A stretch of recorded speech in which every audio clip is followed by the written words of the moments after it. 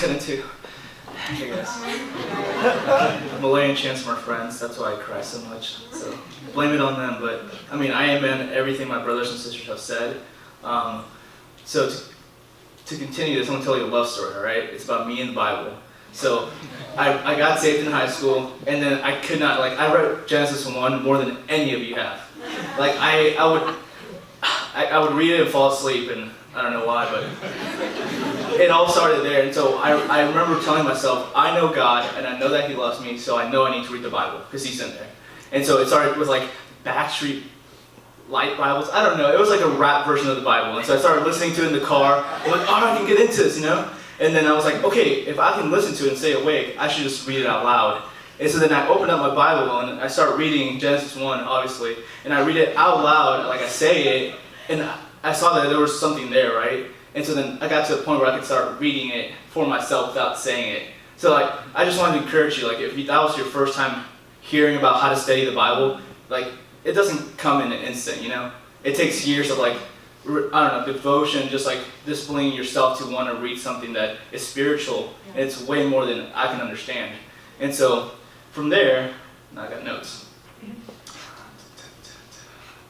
So then I started getting into the Bible, and it would say things that I just didn't, like, I noticed it, but I didn't really know what they meant. John 8:58, Jesus said unto them, verily, verily, I say unto you, before Abraham was, I am.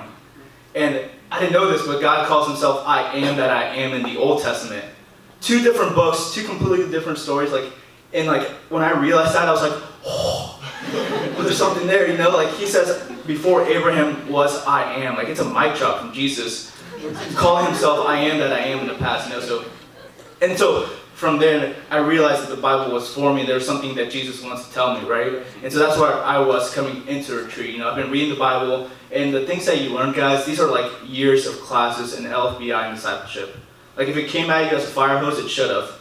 Because hermeneutics talks about the kingdom of God and the kingdom of heaven. Bible survey takes you through the Bible. So don't think because you didn't get it this weekend that it's not for you. I think we can get into that spot. And so my testimony of the retreat was just that. My flesh came out heavily, and it showed me how much I'm still a young person, in the sense that I want to be right, and I want to be right the first time. You know? So if I didn't get it, like, if I don't get this the first time, then I'm just like, what the heck, no. Then have I been doing everything else right before that? Like, have I been studying the Bible how I should have been studying it?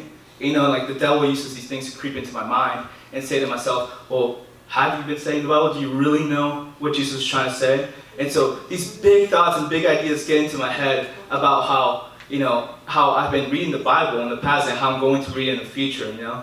And the cool thing is, though, when we talk about context, that should only help you study out the Bible. It shouldn't take away from what you've already been doing, you know? And so I thought I liken this unto a cake. Okay? Where you can cut the cake, right? You can say this book of Matthew is to the Jewish people, Romans through Philemon, and this is what they preach on.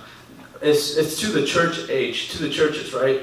And you can take all that and you can start cutting it up and know where it goes, but inspirationally, it's all for you. It's supposed to be to your heart. It's supposed to cut you, you know? And the coolest thing is with every cake, there's good icing. And like the icing on top, like the icing that cuts that cut up cake, is Jesus Christ.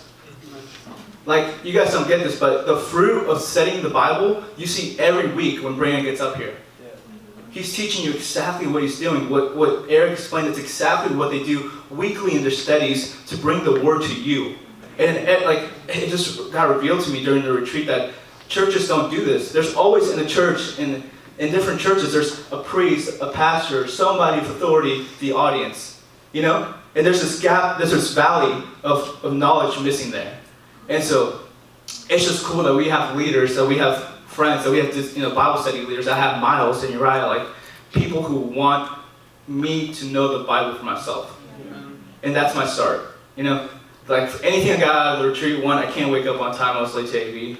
And then 2, I get to start reading the Bible, and I get to start reading it for myself. I can continue that, I can learn from it, it can cut me, and it's all for me. And that's the God I serve.